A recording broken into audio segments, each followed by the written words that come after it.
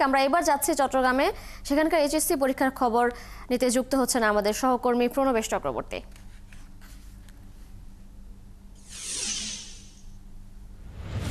প্রণবেশ, এবছর কত শিক্ষার্থী পরীক্ষায় অংশ নিচ্ছেন এবং পরীক্ষা কেন্দ্রের পরিবেশ এবং আইন শৃঙ্খলা পরিস্থিতি সম্পর্কে বিস্তারিত কি তথ্য আছে আপনার কাছে? চট্টগ্রাম শিক্ষা বোর্ড এটির অধীনে 5টি জেলা রয়েছে, তার মধ্যে চট্টগ্রাম জেলা, চট্টগ্রাম মহানগরী তো আছেই, এর বাইরে 3টি পার্বত্য জেলা রয়েছে এবং কক্সবাজার। এই 5টি জেলার প্রায় 1,02,000 শিক্ষার্থী আজকে এইচএসসি পরীক্ষা অংশ নিচ্ছে। আজকে প্রথম পরীক্ষা বাংলা প্রথম পত্র। তো আমরা দেখতে পাচ্ছি, আমি যে কেন্দ্রে রয়েছে এটি হচ্ছে সরকারি সিটি কলেজ, চট্টগ্রামের একটি স্বনামধন্য কলেজ। এই কেন্দ্রে আমরা দেখতে পাচ্ছি শিক্ষার্থীরা এখন প্রবেশ করছে পরীক্ষা কেন্দ্রে। তাদের প্রয়োজনীয় কাগজপত্র অর্থাৎ অ্যাডমিট কার্ড সহ প্রয়োজনীয় যে কাগজপত্র সেগুলো নিয়ে তারা প্রবেশ করছেন। এবং আমরা দেখতে পাচ্ছি যদিও 9:30টার মধ্যে ঢোকার একটা নির্দেশনা রয়েছে, এরই মধ্যে অভিভাবক সহ শিক্ষার্থীদের প্রচুর জটলা আমরা দেখতে পাচ্ছি এখানে গেইটে। আজকে আমরা যদি শিক্ষা বোর্ডের কথা বলি, 360টি কলেজ থেকে মোট 1,02,869 জন পরীক্ষার্থী অংশগ্রহণ করছে। আর শুধু চট্টগ্রাম জেলার কথা যদি বলি, চট্টগ্রাম জেলা থেকে 71,523 জন এখানে পরীক্ষার্থী অংশ নেবেন এসএসসি পরীক্ষায়। তার মধ্যে ছাত্র 31,000, ছাত্রী 39,000, অর্থাৎ ছাত্রীর সংখ্যা অনেক বেশি এবার এসএসসি পরীক্ষায়।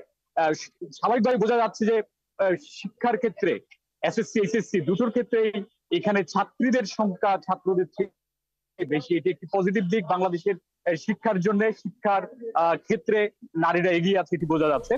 আর এখানে যে আইন শৃঙ্খলা পরিস্থিতি, এখানে বোর্ডের পক্ষ থেকে বলা হয়েছে যাতে প্রশ্নপত্র ফাঁস, কোন ধরনের গুজব, প্রশ্ন বের হওয়ার গুজব, এগুলো রোধে তারা পর্যাপ্ত ব্যবস্থা নিয়েছেন। পুলিশ প্রশাসন সহ গোয়েন্দা যে বিভাগগুলো রয়েছে তারাও তৎপর রয়েছে যাতে এই ধরনের কোনো ঘটনা না ঘটে।